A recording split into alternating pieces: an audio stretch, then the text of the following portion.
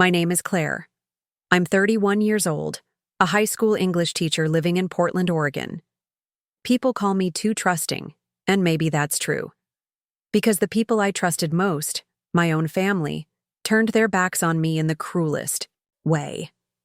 I'll never forget the night my stepmother shoved me toward the basement door, her voice like venom as she said, "You don't deserve to live upstairs with us. From now on, this is where you belong." She locked me down there, like I was some shameful secret, like I was less than human. But what she didn't know was that I carried something she could never take from me. A hidden inheritance. A fortune. That would one day silence her forever. If you're listening to this, thank you. Please like and subscribe, as sharing these stories means more to you than you know. And tell me, have you ever been banished, excluded, or treated like you didn't belong by people who were supposed to embrace you? Let me know in the comments where you're watching from. I read them all, and it helps to know we're not alone in these battles. Now, let me take you back. Because to understand why my stepmother despised me so deeply, you need to know how I ended up in that house in the first place. I was 13 when my father remarried. My mom had passed away 2 years earlier after a long battle with breast cancer, and for a while, it was just Dad and me, clinging to each other through the grief. He was my rock, my safe place. Even when I felt the world collapsing, I could always look at him and feel steady. But loneliness wears on a person, doesn't it? My father was only 40 when Mom died, and I could see it in his eyes, the hollow evenings, the quiet dinners, the way he'd stare at the empty chair across the table. So when Margaret entered the picture, I wanted to be happy for him. She was elegant, with perfectly pressed skirts, a voice that could charm anyone, and a smile that seemed warm enough to light a room. Dad glowed around her, and after years of watching him fade, I couldn't deny he looked alive again. At first, I told myself she would be good for him. It could be good for us, but I was wrong. The first time I met Margaret, she studied me the way someone might study a stain on a white blouse, with that polite, strained smile that didn't reach her eyes. "Oh," she said softly, her gaze sweeping over my scuffed sneakers and secondhand sweater. "So this is Claire." Something about the way she said this made me feel like an object. A burden. Dad, oblivious, beamed. "Isn't she beautiful?" he said, placing a proud hand on my shoulder. Margaret's smile tightened. "Of course." But even then, even at 13, I knew what I saw flicker in her eyes wasn't love. It was a calculation. For the first few months, she hid it well. She played the role of the doting stepmother, taking me shopping, helping with school projects, and making dinner side by side with Dad. But behind closed doors, little cracks began to show. She'd leave me out of conversations, correct the way I spoke, criticize the way I folded laundry, and when Dad wasn't home, her mask slipped completely. "You should be grateful I'm here," she'd whisper when he left for work. "Without me, your father would drown in his own sadness. You'd be nothing without me holding this family together." Her words stung, but I kept quiet. For Dad's sake, for his happiness. But I should have known that silence was feeding her. The night she banished me to the basement is seared into my memory. I was 16. Dad was out of town on a business trip, and I had just finished my homework at the kitchen table when Margaret stormed in, her face twisted with anger. "There's no room for you up here anymore," she hissed. "You take up space. You remind him of her. You ruin everything." I stood frozen as she marched me to the basement door. My heart pounded, my throat tight. "From now on, you'll sleep down there, where you belong." The door slammed shut. The lock clicked, and I sat on the cold cement floor, staring into the dark, my chest heaving with disbelief. That was the moment I realized I wasn't just unwanted. I was being erased. But what Margaret didn't realize was that I carried a secret, a truth, buried deep in my mother's will, a truth that would one day turn my pain into her silence. After my mom died, my world was split clean in half. One half was full of memories, the sound of her laugh while she burned cookies in the oven, the way she kissed my forehead before bed, the smell of her rose-scented perfume when she hugged me too tight. The other half was silence. Heavy, suffocating silence filled our house like fog. Dad tried. God, he tried so hard. He'd pack lunches, help me with homework, and take me out for ice cream when he saw me crying. But grief is like an undertow. It drags you down no matter how hard you kick. And by the time I turned 13, I could see it in him, that ache in his eyes, that empty chair at the dinner table, that longing for something, someone, to fill the void. So when Margaret appeared, I swallowed my unease and told myself this was good. That my dad deserved happiness again.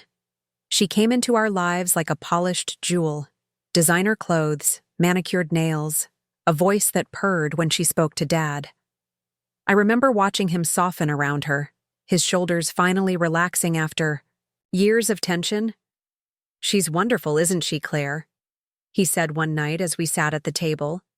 His face was glowing in a way I hadn't seen since Mom was alive. I forced a smile. "Yeah, Dad, she's nice."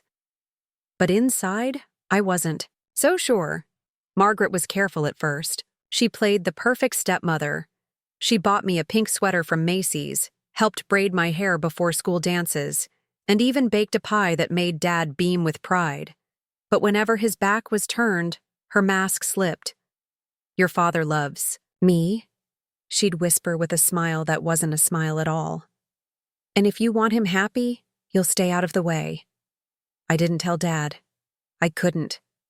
I had watched him drown in grief once, and if Margaret was his lifeline, I wasn't. About to cut the rope, so I stayed quiet. Too quiet. Things changed when they got married. The wedding was small, in our backyard, with string lights and a rented white tent. I wore a pale blue dress and plastered a smile on my face while Margaret clung to Dad's arm like she had won some grand prize. That night, when the guests had gone and I was helping clean up, she cornered me by the kitchen sink.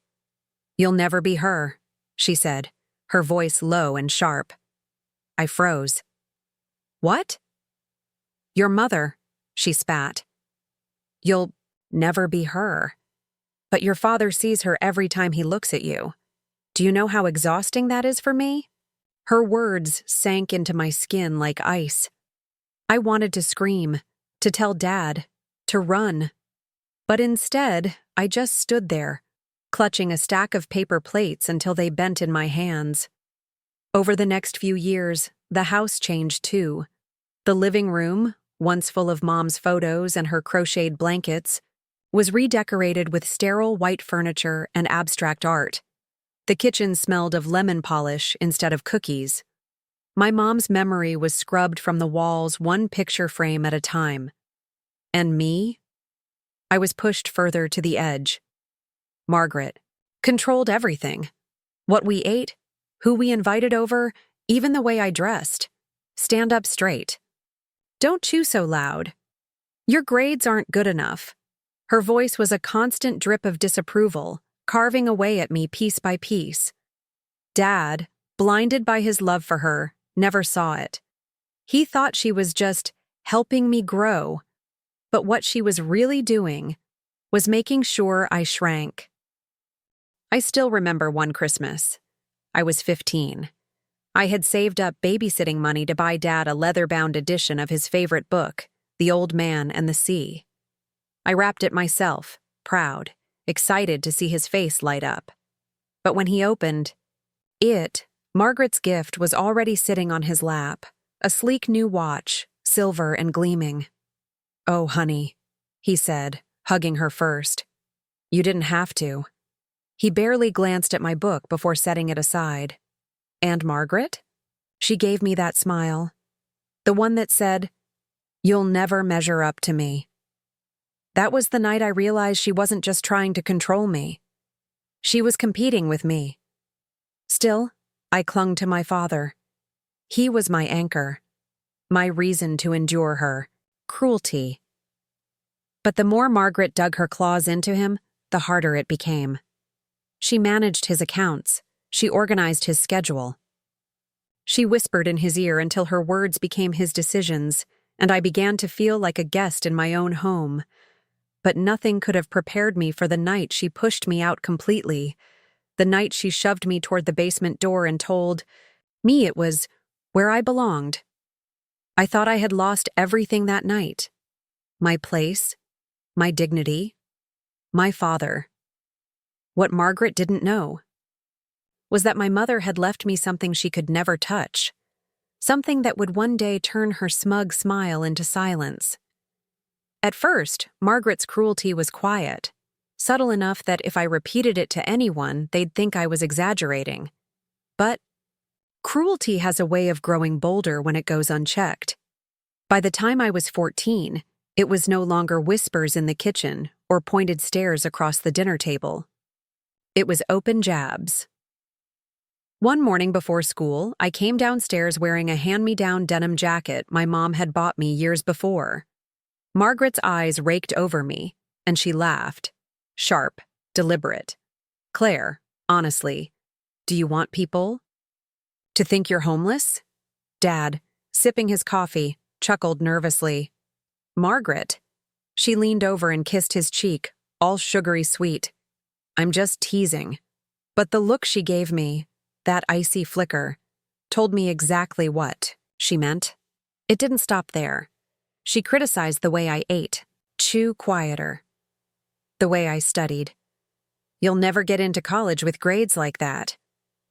Even the way I breathed sometimes. "Can you stop sighing? It's depressing." At first I tried to fight back.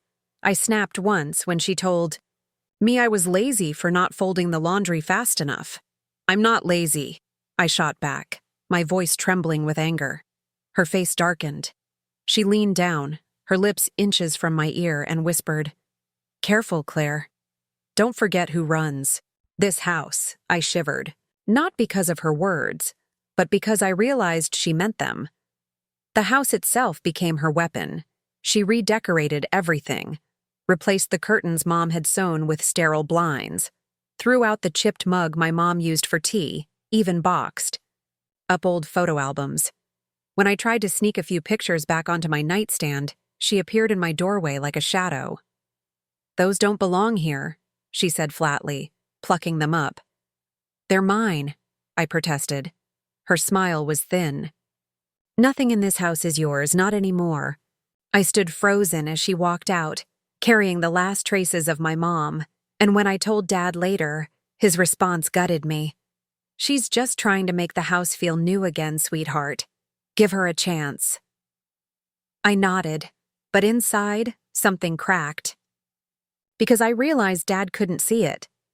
Or maybe he didn't want to. School became my refuge. I'd linger in the library until it closed, pretend to study with friends just so I wouldn't have to go home.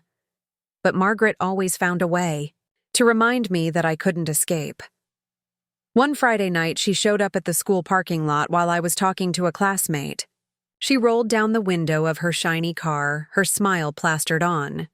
"Claire," she called sweetly. "Time to come home." As soon as I slid into the passenger seat, her smile vanished. "Trying to embarrass me?" she hissed. "Standing around with some boy like you're begging for attention? Pathetic."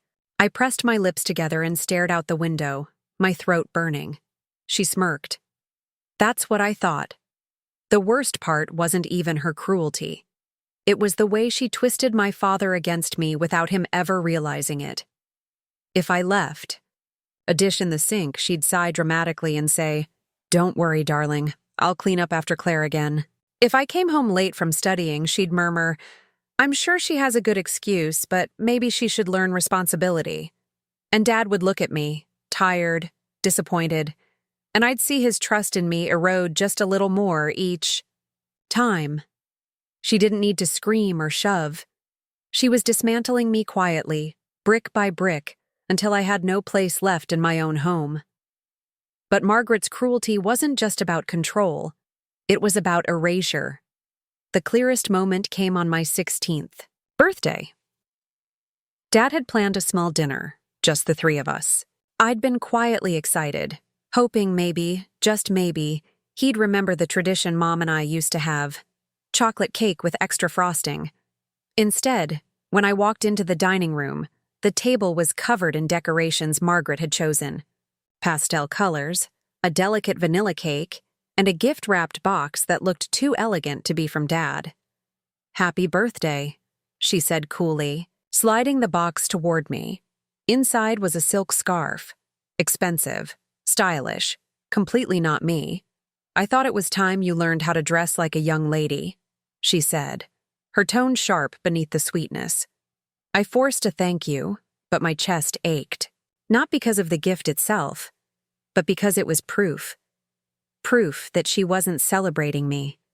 She was reshaping me into someone else. And Dad? He just smiled, oblivious. "See? Margaret's so thoughtful." I wanted to scream, "This isn't me. She doesn't see me." But I swallowed the words, like always. That night, as I lay in bed clutching the old photo of my mom I'd hidden under my pillow, I whispered to her picture, "I don't know how much longer I can do this." And in the silence, I swear I heard her voice in my heart.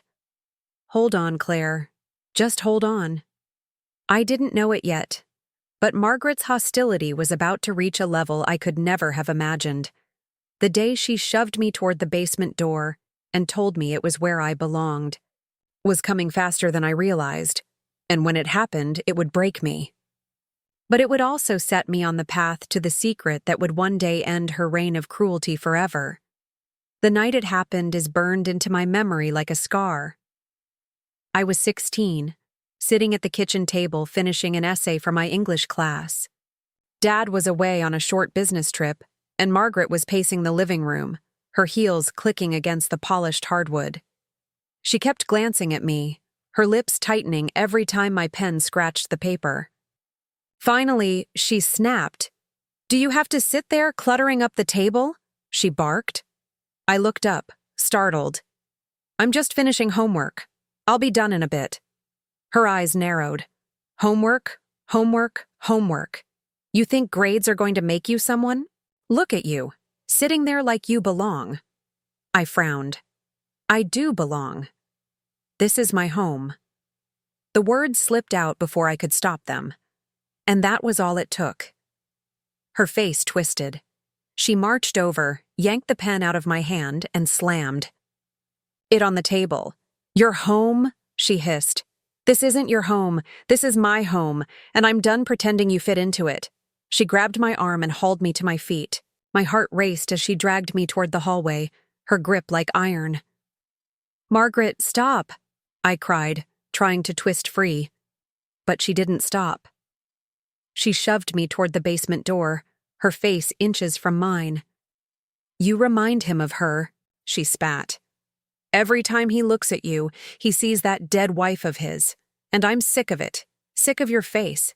Sick of your presence. Sick of you taking up space upstairs where you don't belong." Her words cut sharper than knives. Before I could speak, she flung the basement door open. Cold, damp air drifted up from the dark stairs below. "You want space?" she sneered. "From now on, this is where you live." I froze, staring into the shadows. "You can't be serious," I whispered. She shoved me hard. I stumbled down the first few steps, catching myself on the railing. "Margaret, please," I begged, my voice breaking. "Don't do this." She leaned against the doorframe, her eyes gleaming with cruel satisfaction. "Oh, I'm dead serious. Pack your things, whatever scraps you think you own, and move them down here. If you so much as set foot in the upstairs bedrooms again, you'll regret it." I choked back a sob. "Dad will find out." Her laugh was cold. "Do you really think he'll believe you over me?" Poor little Claire, always so dramatic. "He'll side with me like he always does." And then she slammed the door. The lock clicked, and I was alone. That night, I sat on the cement floor of the basement, my duffel bag beside me, the single light bulb flickering overhead. The air smelled of mildew and dust. I wrapped my arms around my knees and shook with silent sobs. Every part of me ached, not just from the fall, but from the truth. I wasn't just being punished. I was being erased. The days blurred into weeks. Margaret made sure the basement was my cage. My bed was an old mattress she dragged down from the attic. My desk was a broken card table. She even rationed when I could come upstairs, only for meals, and only if... I kept my mouth shut. Whenever Dad called from his trips, she answered first, putting on her syrupy voice. "Oh, Claire's fine, busy with school." And when I tried to speak to him, she hovered close, her presence suffocating, making it impossible. To tell the truth, he never knew, and I stayed silent. Too trusting, too afraid. One night, lying on that thin mattress, I whispered into the dark, "Mom, I wish you were here." My fingers brushed against the chain around my neck, the small locket Mom had left me. Inside was her picture, and a folded note I had never shown anyone. The note was simple, written in her delicate script. "Claire, if life ever becomes too heavy, remember, you are not alone. What I've left for you will carry you when I no longer can. Trust the lawyer. Love, Mom." At the time, I didn't understand it. But in that basement, her words replayed in my mind like a promise. Margaret thought she had stripped me of everything: my room, my dignity, my father's trust. But she didn't know about the will. She didn't know about the inheritance Mom had set aside for me, hidden, protected, waiting until I came of age. And someday, that secret would turn her smug laughter into silence.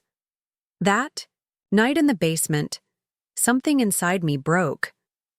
But something else sparked too. I swore I would survive. I swore I would endure. And when the time came, I would rise from that basement with more power than Margaret could ever dream of. The basement became my world: cold concrete floor, damp, musty air, a single dangling light bulb that buzzed like an insect. I used to walk past that basement door as a kid, shivering at the thought of spiders and shadows. Now, it was my prison. At first, I told myself it was temporary, that Dad would come home, see what Margaret had done, and set everything right.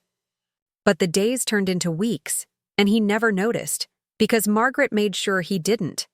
When he was home, she'd insist I was studying or too tired to join for dinner. If I tried to speak up, she'd squeeze my arm under the table so hard I'd bite my tongue. One night, I finally tried to tell him. He was in the garage, sorting through his tools. "Dad," I whispered, my voice trembling. "Margaret made me move into the basement." He looked at me, startled, then sighed. "Claire, don't exaggerate. She just wants you to have your own space. Besides, you're 16 now. You can handle a little independence." Independence. That's what he thought it was. And Margaret stood in the doorway, arms crossed, her lips curved in a triumphant smile. Downstairs, I tried to make it livable. I stacked crates into a makeshift shelf. I draped an old blanket over the window well to block the drafts. But nothing could hide. The truth, I had been banished, and it wasn't just about where I slept. It was about who I was. Or rather, who Margaret wanted me to be.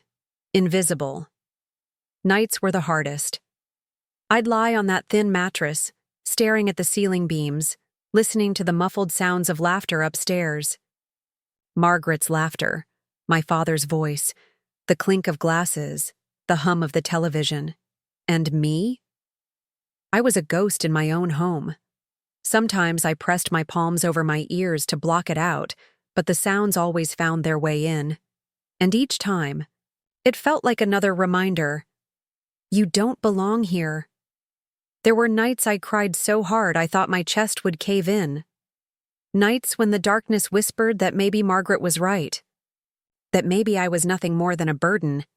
I was close to breaking completely. But in the quiet, I found little sparks. like the note in my locket, my mother's words etched into my soul. What I've left for you will carry you when I no longer can. Trust the lawyer. I clung to those words like a lifeline. I didn't fully understand what she meant, but I knew one thing. Margaret didn't know. That secret, that inheritance, was mine. It was hope. I also found strength in the small rebellions. When Margaret wasn't looking, I'd sneak upstairs late at night and steal food from the fridge. Not much, just enough to remind myself I still had some control. When she ordered me around, I'd nod obediently but whisper curses under my breath once I was back in the basement. Tiny victories. Petty, maybe. But they kept me sane. Still, the breaking point came one rainy evening. I was curled on my mattress reading by flashlight when Margaret flung the door open. "What are you doing?" she demanded, her voice sharp. "Homework," I said quietly. She stormed down the stairs, snatched the notebook from my hands and flipped through it. Poems? Essays? This is worthless. Do you really think any of this matters? It matters to me, I whispered, my throat tight. Her eyes narrowed. She ripped a page out, crumpled it, and tossed it onto the floor. Nothing about you matters. Claire. The sooner you accept that, the easier your life will be. I watched the paper roll to a stop near the wall. My words, my thoughts, crumpled like trash. And for the first time, I didn't cry. I just stared at her, my jaw clenched, and thought, "You're wrong." That night, after she slammed the door, I picked up the crumpled paper, smoothed it out, and slid it into a shoebox where I kept all the scraps she tried to destroy. It wasn't much, but it was proof that I existed. Proof that she hadn't erased me. And as I tucked it away, I whispered to the darkness, "One day, Margaret, one day you'll regret this." That was my breaking point. Not the tears, not the loneliness, not even my father's blindness. It was the realization that Margaret wanted me to disappear, and I refused to give her the satisfaction. She could lock me in the basement. She could strip my room, poison my father against me, and tear my words into shreds. But she couldn't take what my mother had left me. She couldn't touch the inheritance waiting like a silent storm. And when the time came, I would use it to end her reign forever. The basement may have been my prison, but it also became my war room. Every night, when the house above me went quiet, I'd lie awake and think about my mother's words in that fragile note. Trust the lawyer. What I've left for you will carry you when I no longer can. For years, I didn't fully understand it. But the older I grew, the more sense it made. Mom had been sick for a long time before she died. She had time to prepare, to plan. And if there was one thing about her, she always thought ahead. So I started connecting the pieces. One afternoon when Margaret was out shopping, I sneaked upstairs and dug through the old filing cabinet in Dad's office. My heart pounded as I flipped past tax forms, receipts, and insurance papers. And then I found it, a manila folder with my name on it. Inside were legal documents, guardianship papers, school records, and at the very bottom, a sealed envelope from my mother's lawyer. I shoved it under my sweater and darted back to the basement before Margaret returned. Later that night, under the dim bulb, I opened it with shaking hands. Inside was a letter and a copy of Mom's will, and there it was, in black and white. She had set aside a trust fund for me, investments, savings, and even the little house she inherited from her parents. All of it was mine, locked away until I turned 18. My breath caught. Margaret had no idea. For the first time in years, I felt something other than fear. I felt power. Not immediate power. I was still stuck in that basement, still under her control. But a clock had started ticking. 2 more years. 2 years until everything she thought she controlled would slip through her fingers. And the thought of her face when she realized she couldn't touch a scent of it? That was enough to keep me going. So I began planning. Step 1. Survive. I couldn't let her break me before I reached 18. That meant swallowing my pride, keeping my head down, pretending obedience. Step 2. Gather. I collected every cruel thing she said, every moment. She tried to erase me. I wrote it down in notebooks, hidden in a shoebox under my mattress. Not because I needed proof for anyone else, but because I wanted a record. A reminder of why I would never forgive her. Step 3. Prepare. I studied harder than ever. I aced my classes, applied for scholarships in secret, and worked odd jobs after school. Babysitting, tutoring, slipping the money into an envelope. I kept taped under a loose floorboard. She thought she had me trapped. But really, I was building my exit. And finally, step 4. Revenge. I didn't want to just leave. I wanted Margaret to feel the kind of helplessness she had forced on me, to watch the life she had carefully built crumble right in front of her. Didn't know the exact form it would take yet, but I knew this much. When I turned 18, I wouldn't just walk away. I'd rise, and I'd make sure Margaret understood that every cruel word, every locked door, every laugh at my expense, it had all led to her downfall. The first taste of my power came unexpectedly. One evening, Dad was sitting at the dinner table while Margaret fussed about bills. I had crept upstairs for water and overheard their conversation. "We're stretched thin, Richard," she said, her tone sharp. "You need to bring in more. This house doesn't run on air." Dad rubbed his forehead. "I'm doing my best."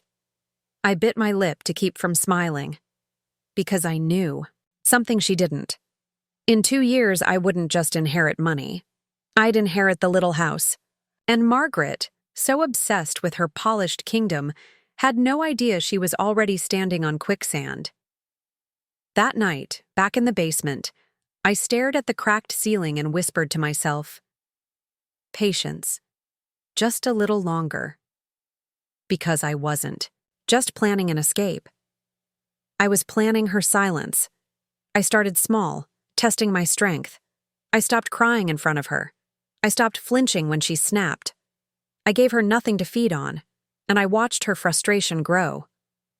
"Why don't you answer me?" she snarled one afternoon when I didn't rise to her bait. I met her gaze evenly, "Because nothing I say matters to you." For once, she didn't have a comeback. It was a small victory, but it tasted sweet. I knew bigger ones were coming. The trust, the house, the independence she couldn't take from me. And when that day came, Margaret would finally learn what it felt like to be powerless. Revenge doesn't come all at once. It starts in little sparks. For me, the first spark came the day I stopped giving Margaret what she wanted most, my fear. She thrived on it. The way my shoulders hunched when she snapped. The way my voice trembled when she mocked me. It fed her, made her feel bigger. So one afternoon when she stormed into the basement waving one of my school essays in her hand, I braced myself. "Pathetic," she sneered, shaking the pages. "You'll never make it out of here if this is the best you can do." The old me would have cried, begged, and defended myself. But instead, I just stared at her. Silent. Steady. Her eyes flickered. "Well? Nothing to say?" I lifted my chin. "Not to you." For the first time, she didn't smirk. She actually faltered. It was a tiny moment, but I savored it. After that, I began collecting small wins. When she sent me to scrub the floors upstairs, I took my time, moving slowly, deliberately, like I was the one in control. When she tried to bait me with insults at dinner, I met her gaze without flinching. And when she snapped at me for hovering too long in the kitchen, I calmly replied, "Don't worry, I won't be here forever." She froze at that one. I saw the shadow of unease cross her face, because she didn't know what I meant. but I did. The second spark came at school. Margaret loved to paint herself as the perfect stepmother. She'd show up at PTA meetings with her polished smile, bragging about how she was guiding me. So when my English teacher, Mrs. Rivera, pulled me aside after class and said, "Claire, your essays are remarkable. Have you thought about applying for writing competitions?" I almost burst into tears. I shook my head. I don't think I'd stand a chance. Mrs. Rivera smiled warmly. "You underestimate yourself. Trust me, you have a gift." That night, I stayed up past midnight in the basement, scribbling poems and essays by flashlight. And when I secretly mailed one off to a local contest, I didn't expect much. Weeks later, I won second place. $50 and my name printed in the local paper. I kept the clipping hidden in my shoebox of secrets, but every time I looked at it reminded me. I wasn't worthless. I was building something. Slowly, quietly. The third spark came in the form of money. Margaret controlled the household finances, but she couldn't control me completely. I babysat for neighbors, tutored younger kids after school, and even helped at the library for a few dollars here and there. Every bill I earned went into an envelope hidden under a loose floorboard in the basement. It wasn't much at first. A few 20s, some crumpled 5s. But it was mine. Untouchable. And with every dollar I added, I felt stronger. Of course, Margaret sensed the shift. She noticed when I stopped flinching. She noticed when my silence wasn't submission, but defiance. One night, she cornered me in the kitchen while Dad was upstairs. "You think you're clever, don't you?" she hissed. "With your little attitude, with those smug looks. Don't forget, this is my house." I met her eyes, calm as I could manage. Not forever. Her nostrils flared. For a moment, I thought she'd slap me, but instead she just turned sharply and stormed off, muttering under her breath. And when the door slammed behind her, I let myself smile. Because for once, she had been the one to walk away shaken. These small victories didn't erase the pain of the basement. I still woke up to the smell of mildew, still lay on a thin mattress, still carried the ache of being invisible to my father. But they gave me something I hadn't had in years: momentum. I was no longer just surviving. I was pushing back. The final spark, the one that made me realize Margaret's downfall was inevitable, came when I overheard her on the phone. I was supposed to be cleaning the laundry room, but I paused when I heard her voice, sharp and anxious. "No, I can't cover that payment right now. Don't you understand? I'm waiting for Richard's bonus. Just give me more time." My pulse quickened. Margaret in trouble? Margaret is scrambling for money? I crept closer, holding my breath. "Yes," she hissed. "I know the bills are late. I said I'll handle it. Just keep this quiet." When she hung up, she looked pale, rattled, and I almost laughed. Because here was the woman who had spent years convincing me I was nothing, and she was the one sinking. That night, back in the basement, I pulled out my mother's will and read it again. The trust, the house, the future that was mine alone.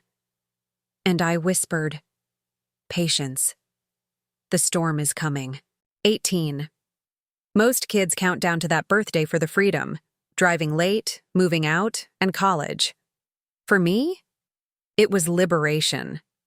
The day my mother's will would finally unlock the future Margaret had no idea existed. I remember the morning of my birthday. Margaret didn't say a word. No card, no gift, not even a fake smile.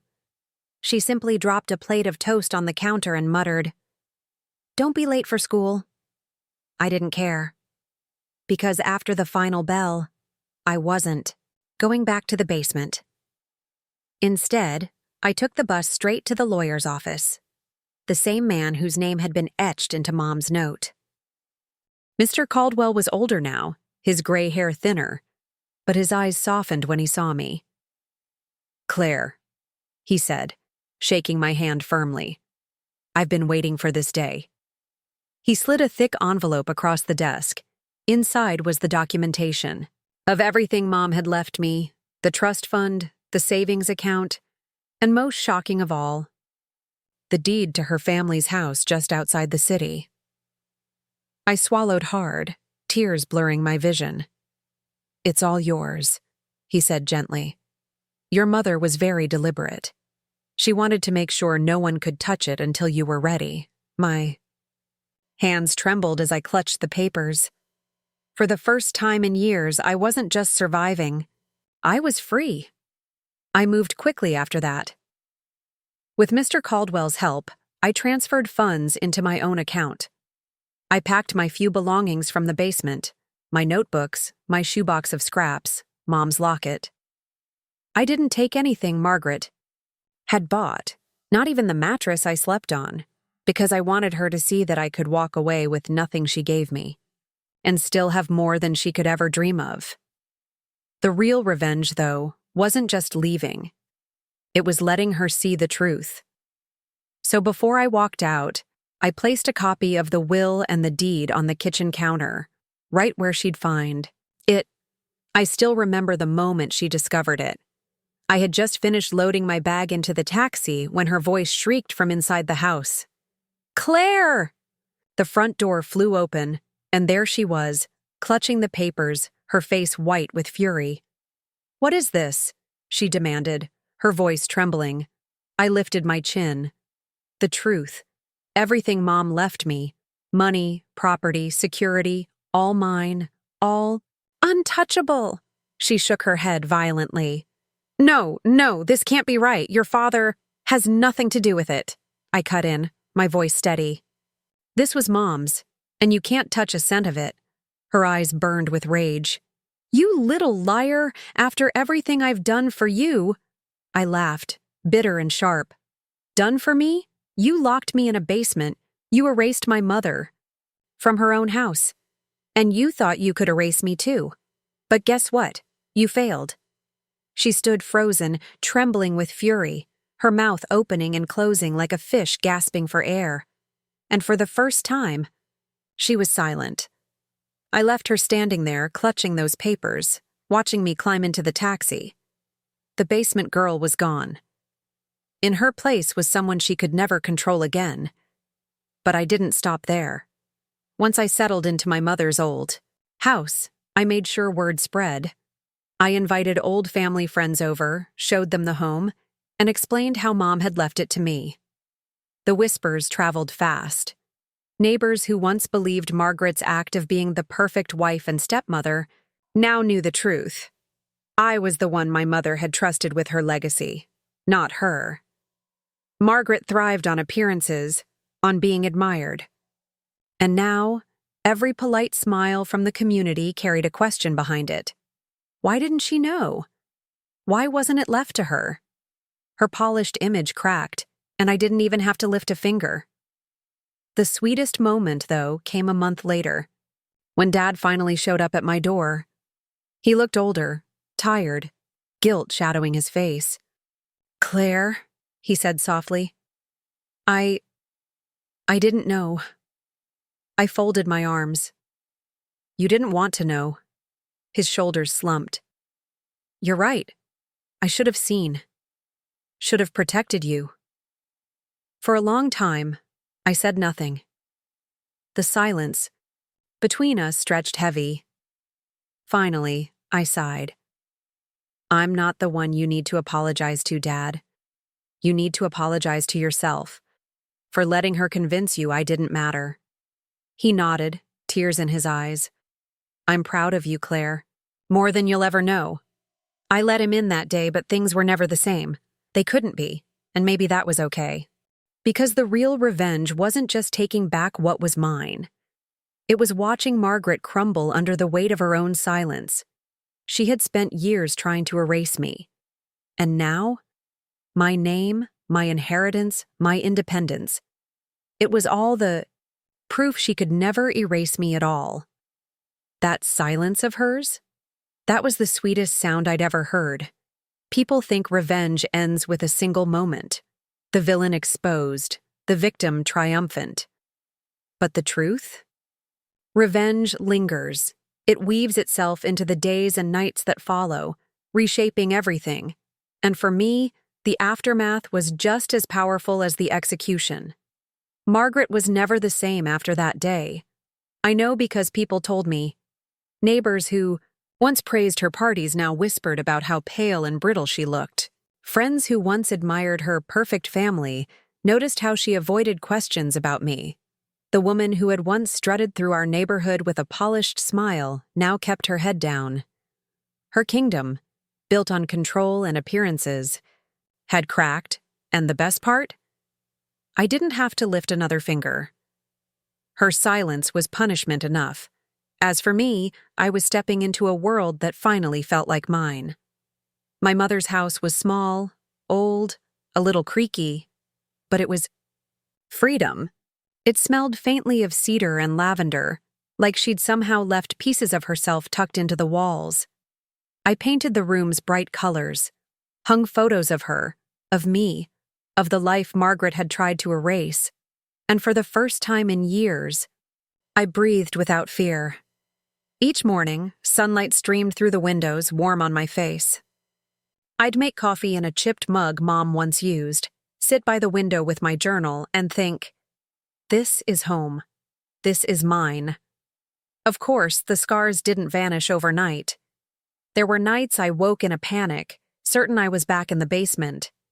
I'd jolt upright, heart racing, before remembering, no locks, no chains, no Margaret, and then I'd whisper to myself, you're free now, you're safe. Those whispers became my own lullaby. My father came around more than once. He'd call, he'd visit, he'd try to mend the bridge Margaret had burned. One evening, he stood in my kitchen, his eyes wet as he held a framed photo of Mom. She would be so proud of you, Claire, he said softly. I nodded, swallowing hard. I hope so. We never fully repaired what was broken. How could we? He had let Margaret cage me, erase me, all while pretending not to see. But slowly, I realized I didn't need him to fix it. I didn't need anyone to validate me anymore. I had validated myself. Margaret, meanwhile, unraveled further. The gossip spread. Some said she stopped hosting her neighborhood gatherings. Others claimed they'd seen her snapping at Dad in public, her mask slipping where everyone could see. I didn't go looking for her. I didn't need to. The beauty of it was knowing. She couldn't escape the truth. I was the one Mom trusted. I was the one who inherited. I was the one who thrived, despite everything she did to break me. Her silence wasn't just from shock, it was from shame. In the months that followed, I flourished. I graduated from high school at the top of my class. I earned scholarships, packed my bags, and left for college without a backward glance. My dorm room was tiny, but it was mine. My friends marveled when they came to visit my little house during breaks, and I'd smile, never telling them the full story. Not yet, because this wasn't just about where I lived. It was about who I had become.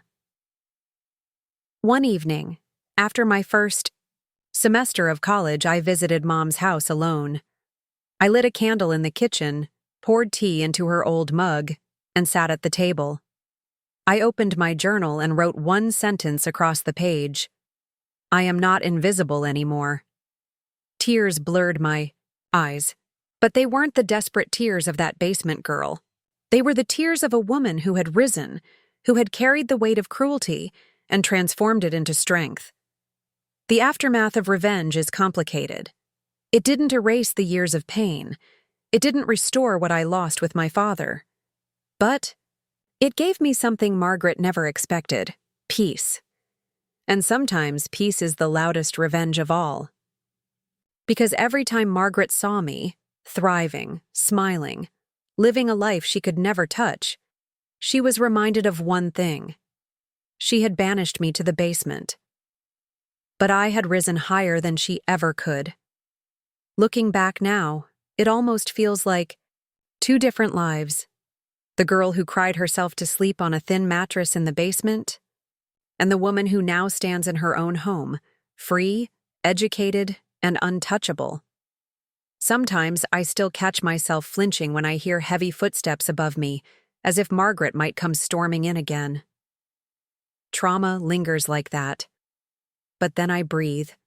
Look around at the walls painted in colors I chose, at the framed photos of Mom smiling down at me, and I remember, that part of my life is over.